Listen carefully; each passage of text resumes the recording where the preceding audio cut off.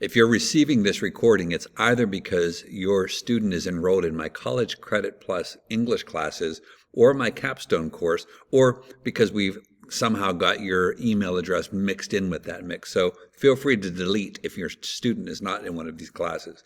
I want to pause as we're starting the new year, first of all, to thank you. We've had a great first 4 days and really lots of good rapport happening already, lots of good conversations. One of my philosophies in putting together my classes is to try and relax a little bit the way we approach school and remind kids that we're here for learning, not for doing assignments and checking things off a list. If you'll entertain me for a second, one of our philosophies at the high school is serve, lead, succeed. And the challenge with that is that what defines success? I had a meeting with a student many years ago who came into the WIW about a grade, and he was upset, and he said, what did I do wrong with this paper? I said, nothing. You got an A on that paper. He goes, but not an A plus. I said, it's the same thing. And he said, not to my dad, it's not. And all of a sudden, I was very aware of what our students carry that we might think nothing of, because they're so concerned about getting that 5 point or getting the perfect score.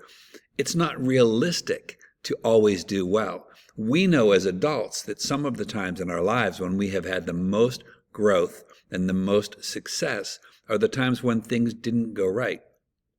I use the analogy in class about the football team who's going to play football on a Friday night, but then on Saturday morning, they're coming back to the school to watch the films so they can see what they did right and what they messed up.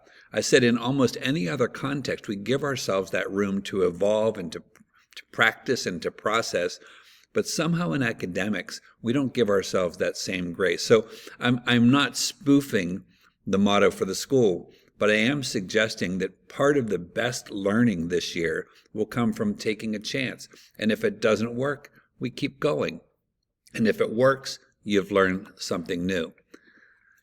Paul David Tripp is one of my favorite current writers. I find myself really motivated by the things that he happens to say.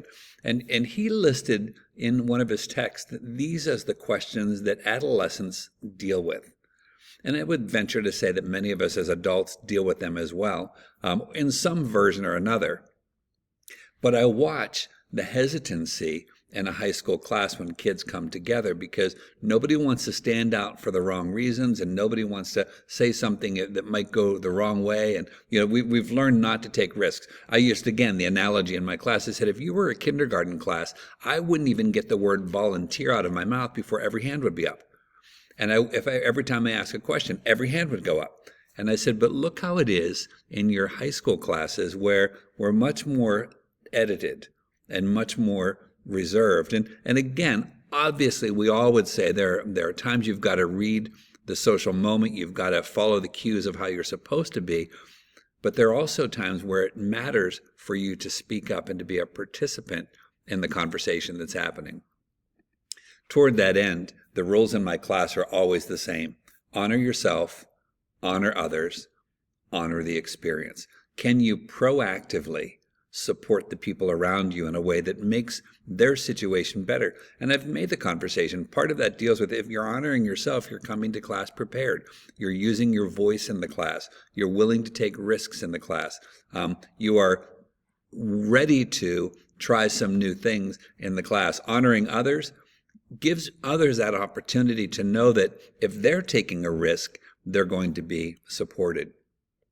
I appreciate telling the story of a student I had many, many years ago who, on the last day of class, raised her hand and said, you guys, I just want to thank you. She said, this is the first class I've ever been in where I had friends. And I thought, what a testament to those students around her who had helped create community. But also, what a sobering thought that this student, a junior in high school, had never had that experience before. That idea of honoring the experience, for whatever reason, your students are together in their class period. And I say, what if we just made the best of it? What if by the end of this semester, you find yourself thinking, this was worth it.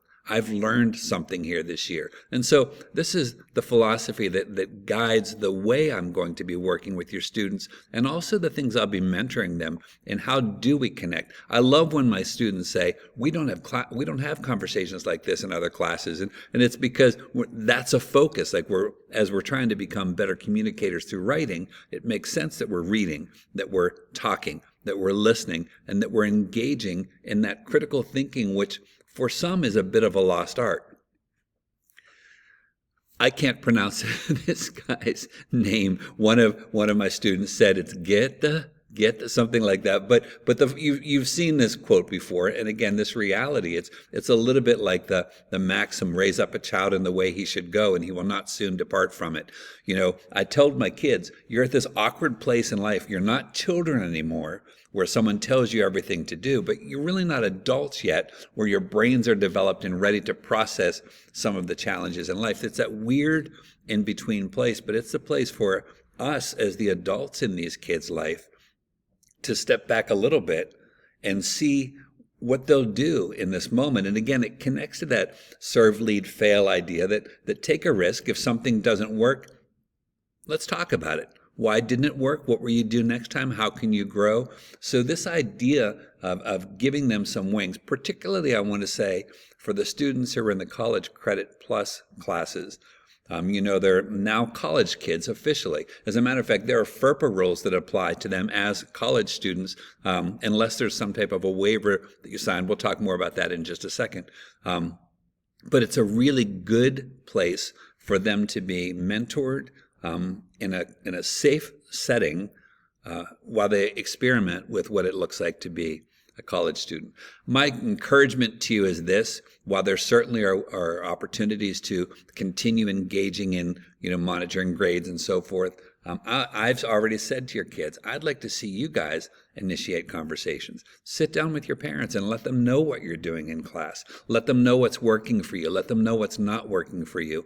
But again, I will always be pointing them toward that, and I'd like to encourage you to let them have this one college class experience where they're trying those things on their own. You know as well as I do, I'm going to just pop my face out of here for a second. You know as well as I do that when we get to the end of, when we have a conversation with our kids, typically you're asked the question, how was school? And the kid will say, good. And you'll say, nice. And that's not a conversation. So again, you take a look at the screen. There are some really nice options to engage your kids in conversation. I've told the capstone kids especially, anytime you have an opportunity to talk about your topic, do it. The more you talk about it, the more you become comfortable and fluent with discussing it. And the more you start to recognize that you have a voice in this conversation.